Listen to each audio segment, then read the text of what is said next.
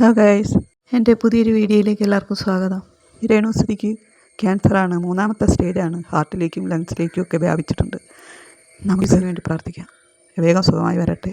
Hi, എല്ലാവർക്കും നമസ്കാരം. അപ്പം എൻ്റെ യൂട്യൂബ് ചാനലിലേക്ക് വീണ്ടും സ്വാഗതം. അപ്പോൾ കുറേ നാൾക്ക് ശേഷമാണ് ഞാൻ എൻ്റെ യൂട്യൂബ് ചാനൽ ഒരു വീഡിയോ ആയിട്ട് നിങ്ങളുടെ മുന്നിലെത്തുന്നത്.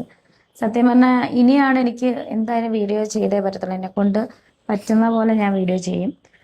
എനിക്ക് തോന്നുന്നത് ബിഗ് ബോസിന് മുന്നേ ആണെന്ന് തോന്നുന്നത് നിങ്ങൾക്ക് നിങ്ങളുടെ അടുത്ത് ഞാൻ എൻ്റെ ചാനൽ കൂടെ ഒരു ചെറിയൊരു ലെങ്തി വീഡിയോ എങ്കിലും ഇട്ടിട്ടുള്ളത് വ്ളോഗായിട്ട്. അപ്പം ഞാൻ വന്നത്, നിങ്ങൾ ഇപ്പം ഇന്നലെ തന്നെ ഒരു ചാനലിലൂടെ, മെയിൻ സ്ട്രീം ആണ് ചാനലിലൂടെ എൻ്റെ ഇൻ്റർവ്യൂ കണ്ടു കാണും. സോ അതിലൂടെ നിങ്ങൾക്ക് എൻ്റെ അവസ്ഥകളും കാര്യങ്ങളൊക്കെ നിങ്ങളോട് അറിയിച്ചു. അതുപോലെ തന്നെ എൻ്റെ പ്രേക്ഷകരോട് എൻ്റെ ചാനലിൽ കൂടെ അതിൻ്റെ കണ്ടിന്യൂറ്റി ഉള്ള കുറച്ച് കാര്യങ്ങളൊക്കെ സംസാരിക്കാനാണ് ഞാൻ വന്നത്. അപ്പം എൻ്റെ കൂടെ ചേച്ചിയുണ്ട്, നിങ്ങൾക്കറിയാമല്ലോ. എൻ്റെ കൂടെ ട്രീറ്റ്മെൻറ്റിനൊക്കെ വരുന്ന ചേച്ചിയാണ്. ചേച്ചി ഒരു നേഴ്സായിട്ട് ഇപ്പം തൽക്കാലത്തിന് പോകുന്നു. നേരത്തെ വേറെ ഹോസ്പിറ്റലായിരുന്നു. അപ്പം ചേച്ചിയാണ് എൻ്റെ കൂടെ അവധിയൊക്കെ എടുത്തിട്ട് എൻ്റെ കൂടെ ഹോസ്പിറ്റലിൽ വരുന്നതൊക്കെ ചേച്ചിയാണ്. അപ്പം ഞങ്ങൾക്ക് നാളെ തന്നെ കീമോ സ്റ്റാർട്ട് ചെയ്യാനുള്ള കാര്യങ്ങളൊക്കെ തുടങ്ങുവാണ്. അതിന് മുന്നേ എൻ്റെ ചാനലിൽ കൂടെ ഞാൻ എൻ്റെ കുറച്ച് റിപ്പോർട്ടും കാര്യങ്ങളൊക്കെ നിങ്ങളെ ജസ്റ്റ് കാണിക്കാമെന്ന് വെച്ച്. കാരണം ഇതിൻ്റെ അടിയിലും കമൻസുകൾ വരും, അവൾ കള്ളം പറയുന്നതൊക്കെ. നമ്മൾ കള്ളം പറയേണ്ട കാര്യമില്ല. ഇതെന്ന് വെച്ചാൽ ഹോസ്പിറ്റലിലെ സ്കാനിങ്ങിൻ്റെയാണ്. അത് ജസ്റ്റ് ഞാൻ നിങ്ങളെ ഒന്ന് കാണിക്കാം.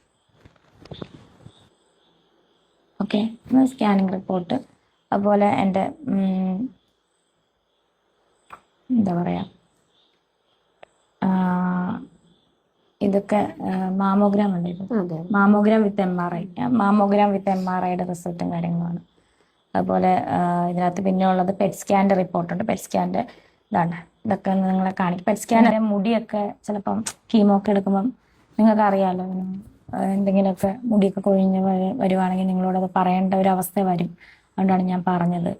അല്ലാതെ ഒന്നിനും നിങ്ങൾ നെഗറ്റീവ് ചിന്തിക്കരുത്. ഞാൻ വേറെ ഒന്നും കൊണ്ട് പറഞ്ഞതല്ല. എനിക്ക് നിങ്ങളുടെ പ്രാർത്ഥന വേണം, സ്നേഹം വേണം. സോ അതല്ലാതെ വേറൊന്നും ഞാൻ ആഗ്രഹിച്ച് പറഞ്ഞതല്ല. ഇനിയെങ്കിലും നെഗറ്റീവ് കമൻസുകളിട്ട് ഈ പാവത്തിനെ ഉപദ്രവിക്കാതിരിക്കുക, ദയവ് ചെയ്ത്.